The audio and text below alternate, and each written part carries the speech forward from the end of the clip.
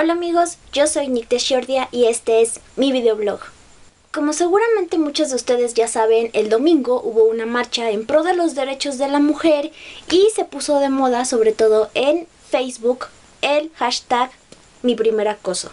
Por tanto, durante este fin de semana fue muy común encontrarme en mi sección de noticias del Facebook historias de acosos sexuales compartidas por mis conocidas. Sin embargo, pude darme cuenta de que había uno que otro hombre que también había sido víctima de acoso sexual por parte de personas de su mismo sexo, y del mismo modo me encontré con historias de mujeres que fueron acosadas sexualmente por propias mujeres. Y digo, a pesar de que la marcha ya pasó hace 3 días, creo que el acoso sexual es un tema sobre el cual hay que hacer conciencia diariamente porque es un problema que sucede todo el día, a todas horas y en todas partes del mundo.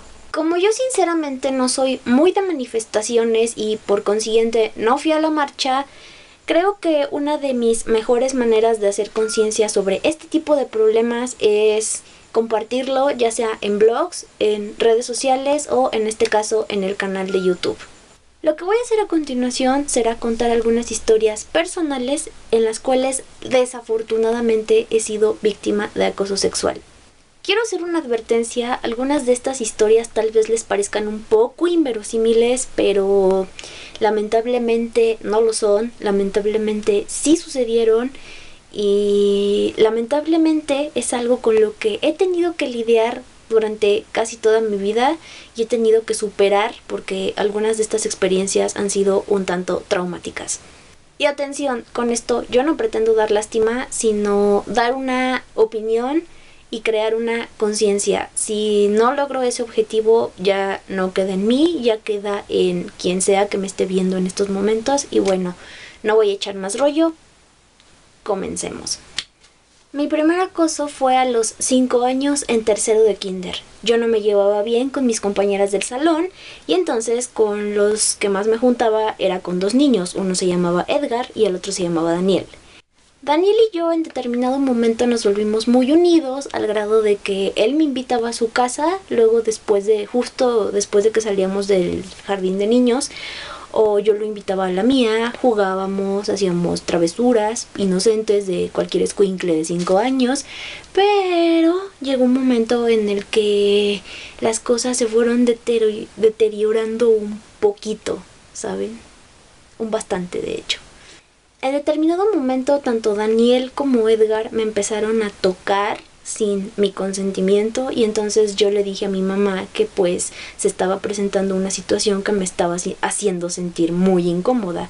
Y entonces mi mamá me dijo que la próxima vez que lo hicieran o les dijera tajantemente que no o que de plano si no me hacían caso les pegara. Y entonces a los pocos días, Edgar comenzó a tocarme como ya se le estaba haciendo costumbre y pues le di una patada en el brazo y él me dijo, vas a ver, así. Y me fue a acusar con la profesora que también en aquel entonces era también la directora de la escuela, ni más ni menos. Cuando el niño me fue a acusar, la profesora me preguntó por qué le había pegado, yo le dije que porque Edgar me había tocado sin mi consentimiento y el niño dijo que no y obviamente la profesora le creyó a él y no a mí. Como las cosas no tuvieron una solución rápida porque mientras el niño seguía diciendo que yo le había pegado sin razón, yo seguía diciendo lo que en realidad había pasado, pues entonces las cosas pasaron a mayores y hubo que llamar a mi mamá. Yo le conté a mi mamá lo que había sucedido delante de Edgar y de mi profesora y Edgar volvió a desmentir la historia y yo volví a decir lo que había sucedido y pues la maestra se puso del lado del escuincle y a mí mi mamá me tuvo que sacar de esa escuela en la cual mi palabra no se respetaba. Yo como adulta que soy no me puedo poner en esa actitud de acusar al escuincle o de culparlo al 100% de lo que sucedió. Finalmente era un niño que tenía 5 años y pues muchas veces los niños, por no decir casi siempre, no tienen conciencia, hacen las cosas a lo pendejo, de hecho. Pero sí puedo culpar a los adultos que intervinieron en este asunto, como por ejemplo los padres del muchacho, los cuales evidentemente no le enseñaron a respetar a las mujeres, y por otra parte a mi profesora por haber adoptado una actitud machista y echarme la culpa a mí, que era en realidad la víctima y no la culpable de lo que sucedió. Creo que estamos tan podridos como sistema y como sociedad si desde pequeños le metemos a los niños la idea de que la culpa de todo la tienen las mujeres y que si los niños hombres hacen malas cosas, entonces se les puede perdonar porque son hombres. Y perdónenme que lo diga, pero eso debe de cambiar. Mi segundo acoso fue en quinto de primaria, 5 años después de este primero que sucedió, y fue por parte de un profesor de educación física.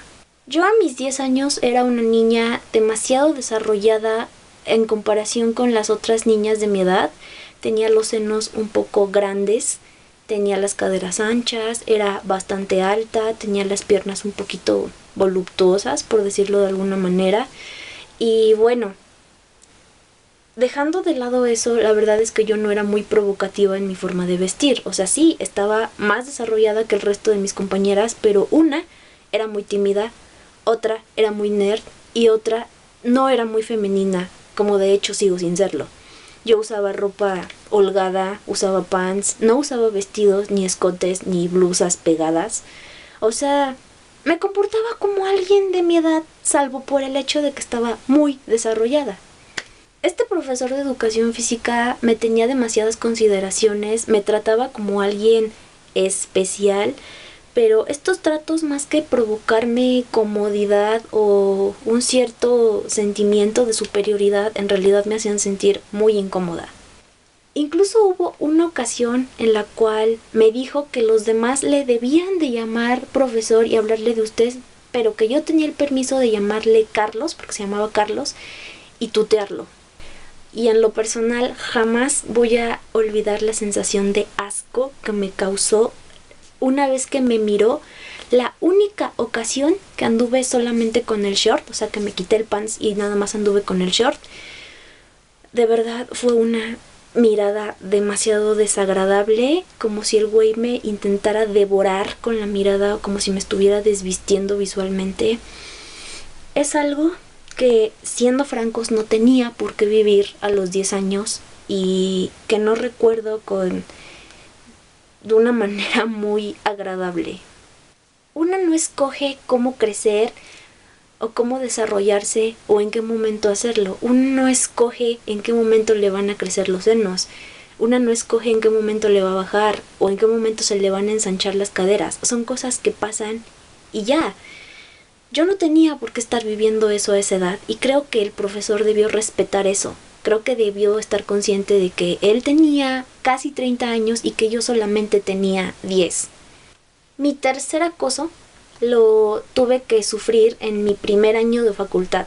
Uno de mis compañeros como que se obsesionó conmigo desde los primeros días y desde los primeros días me empezó como que a hacer regalos, a comprarme cosas y eso podría sonar lindo para muchas, pero para mí no lo era. Me hacía sentir incómodo porque nunca en lo personal me ha gustado que me quieran lanzar el calzón a los pinches 5 minutos de conocerme. Se me hace demasiado hambreado. De regalarme cosas o comprármelas pasó a stalkear mi perfil de Facebook diario, incluso cuando él todavía ni siquiera tenía Facebook. A cada rato me mandaba mensajes bastante vulgares y en un lenguaje que a mí me daba demasiado asco, porque además el güey era 6 años mayor que yo. Digo, yo ya era mayor de edad, ya tenía 18 años, pero no sé, no me causaba ninguna comodidad. Además el güey era de esos cabrones que todo el tiempo cualquier cosa que le dijeras te la albureaba o te hablaba en doble sentido. Era un güey homofóbico, machista, cerrado y, en pocas palabras, todo lo que detesto en una persona. Fue tanto mi disgusto con este güey que llegué a un punto en el que dije, ¿sabes qué, cabrón? Tengo novia, es de mis SH y pues somos muy felices juntas. Esto obviamente era broma, digo, yo no soy lesbiana ni lo voy a hacer jamás. Simplemente no son mis preferencias, no tengo ese tipo de filias o de gustos. Pero de verdad el cabrón era desesperante y necesitaba alguna manera de sacármelo de encima y bueno, esa fue una de las maneras en las que se me ocurrió que podía abrirlo y mandarlo a la chingada. Y adivinen qué fue lo que hizo después de que le dije esto, que además de todo era una mentira. Solamente lo dije para quitármelo de encima, nada más. El cabrón divulgó el rumor de que yo era homosexual entre personas que no me conocían, que no me hablaban, que no eran mis amigas, pero que iban en nuestro grupo en la carrera. ¿Por qué? Solo por pinche ardido, porque no le hice caso, porque no lo pelé y porque el cabrón era un inmaduro.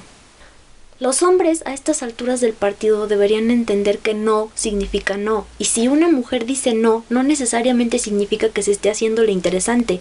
Podría simplemente significar que no le interesas y que no tienes por qué insistir. Y tampoco tienes por qué humillarla, querer levantarle falsos o hablar mal de ella a sus espaldas solamente porque te dijo que no.